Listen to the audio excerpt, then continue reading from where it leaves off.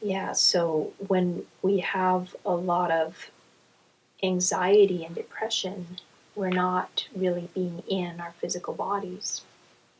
We're in our minds and in our stories about what's happening. And listening to those stories and believing that that's what's true. And so the spiritual path can be seen as a way to reconnect with, rediscover our own physical bodies, and find our bodies again, find what it feels like to be in our bodies right now.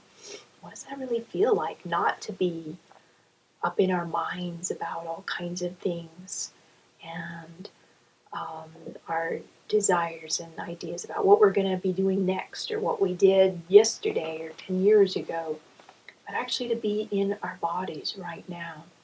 Can that be the spiritual quest? So our Zen practice brings us back to what is actually happening, brings us back to ground into our bodies and into the present moment. Can we do that? Can we be okay with not having a lot of stories about what's going on? That can be kind of scary too. That can bring up a lot of anxiety for me, and especially when I was beginning my path in Zen. That was terrifying to think that the spiritual path was just about this. I mean, isn't there something more? Isn't there something better than this? And it kind of just strips everything away. We have our stories for a reason, you know. They make us feel. They can make us feel secure in our lives too, and like we know what's going on, like we understand.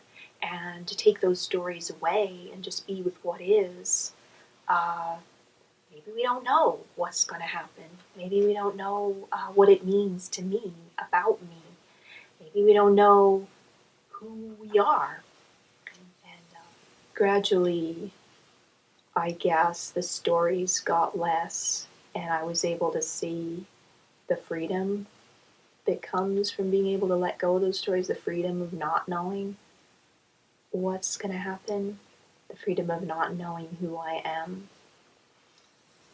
And also, something that I came to in my journey with anxiety and depression is that I realized it's up to me what kind of attitude I want to carry around with me in my mind all the time. This is my life. This is my body. It's nobody else's. Nobody's going to come along and fix it for me or save me or tell me the right way to be. It's up to me. I'm responsible to decide what kind of thoughts I want to be carrying with me, how I want to see the world. This is my only life, this life right now. There might be reincarnation afterwards, or there might not. But right now, this is the life I have, and it's the only one I have, and it's precious. And it's up to me where I want to put my attention. Because where I put my attention influences, decides how I experience my life. So this really is it. Sometimes I look around me at people in the grocery store, and they're just living their lives just as they are. And I don't know what stories they might be telling in their minds, but they really are just present in the moment, doing their thing, getting their groceries, talking to their kids. And it's kind of neat just looking around and seeing how people are just living their lives as they are in this moment, even if they don't know it. Probably most of them don't know it. But if I can see it, then I can see how I'm actually doing that too, and my thoughts aren't what's real. What's real is, at that time, I'm just walking around in the grocery store just like everyone else, getting my groceries, and that's what's real in the moment.